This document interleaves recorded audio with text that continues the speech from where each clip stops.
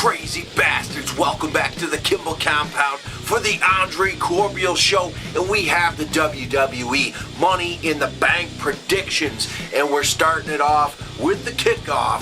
Breezango versus the Colognes. Now Breezango has been gold lately with the Fashion Files and the Fashion Police gimmick going on. They are doing great things. The Colognes are great wrestlers, but the Breezango here taking it down, and we're going to continue on with the case with the next Fashion Files. Hopefully that's this whole thing funny. As long as Tyler Breeze stays out of women's clothing, we'll be all right. It'll be pretty cool, and it's fun to follow along to see where they're going to go next. The creativity of wrestlers, when they get the ball rolling, it is awesome to see what they can come up with, and they're doing great things, and they're hilarious. So we move on to the Women's Championship, where Lana just bullied her way into getting a championship match in her debut. Wow. Versus Naomi, and I see they're going to try to build Lana as a very strong competitor, but Naomi is not losing that belt. No way in hell the glow will be felt, and Lana's going to look strong somehow, some way, and come up just short to try to keep everybody, believing there's a chance, possibly, maybe SummerSlam, maybe, we'll find out, definitely for sure, but we're definitely going to find out what Lana can do in the ring in a full match. It might be a short one. I don't know. It's probably going to be a short match. Then we move on to the Tag Team Championship. The Usos from Day One is H versus the New Day, your longest reigning Tag Team Champions. I believe the Usos are going to retain here. Somehow there'll be some shenanigans where there's a mess up between one of the three of the New Day, and we have that mix up, and where they don't get that.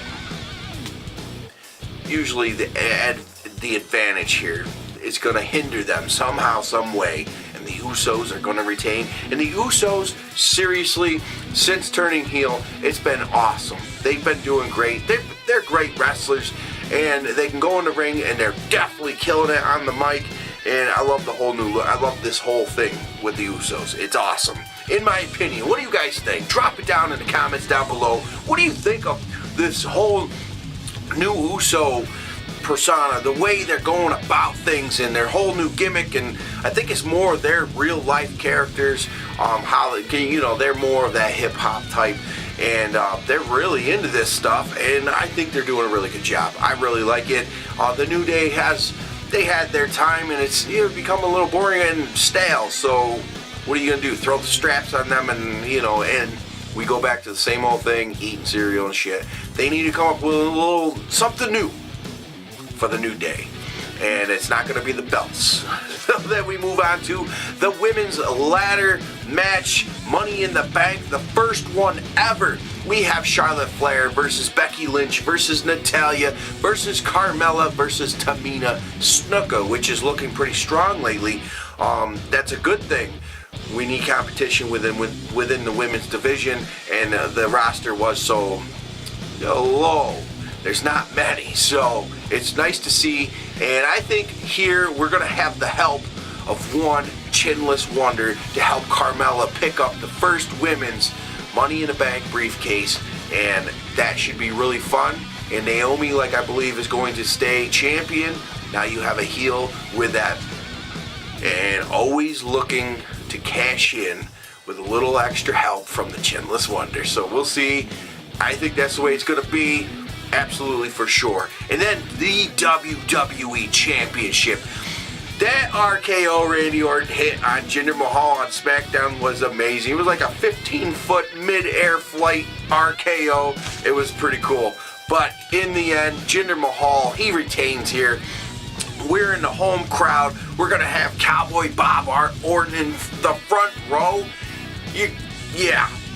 Yeah, the Singh brothers are going to be messing with him. Randy's going to get pissed. We're in St. Louis. No, we may have an RKO to both the freaking Singh brothers, possibly even in the very end to Jinder Mahal after a victory. But Jinder Mahal retains his championship, and I think it's the right thing, and I enjoy Jinder Mahal as WWE Champion for now. And that could also lead into who's going to become the Money in the Bank ladder match winner with the briefcase to go after Jinder Mahal. So we have that match next with AJ Styles versus Kevin Owens versus Shinsuke Nakamura versus Dolph Ziggler versus Sami Zayn versus Baron Corbin. Now Sami Zayn, we really need to get him back to where he was when he first debuted against John Cena. That's the Sami Zayn we really want. He is just excellent.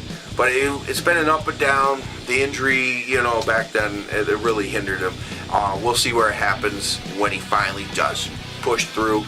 It's going to happen for sure. Kevin Owens are a United States champion. I don't believe he's going to win. It would be fun to have him carrying around the briefcase, though. Let me tell you, that would be awesome. AJ Styles, doesn't matter. This dude can go in and win the championship whenever he gets an opportunity, so I don't think he's going to need that briefcase to tease throughout the year. Dolph Ziggler, once a winner, the only one that's ever won it in this class here, but I don't think it's his time. When has it ever been Dolph Ziggler's time, really? When he's so close, they just take it away. So close, take it away. And that can only happen so many times. But he is improving the route that he's been going. So I enjoy Dolph Ziggler in the ring for sure. So it comes down to Shinsuke Nakamura and Baron Corbin, and these two have a legit beef between each other right now. In the wrestling world, that is, and it's fun. So whoever wins, there could be a possibility of a match set up later on for that briefcase. That could happen. So, thinking Jinder Mahal stays champion, you'd go Baron Corbin. You could even go Nakamura, actually. It really wouldn't matter. But I think, I don't even have it written down. This is straight up. I think it's time for Baron Corbin to pick up that Money in the Bank briefcase and tease and always come out trying to hit the end of days to somebody. It's going to be the right move, I think. Shinsuke Nakamura, they say it's too early.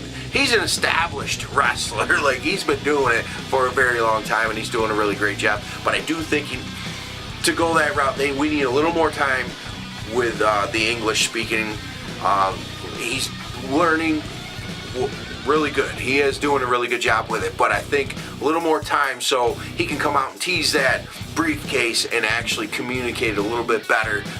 So I think he just needs a little more time with just learning English.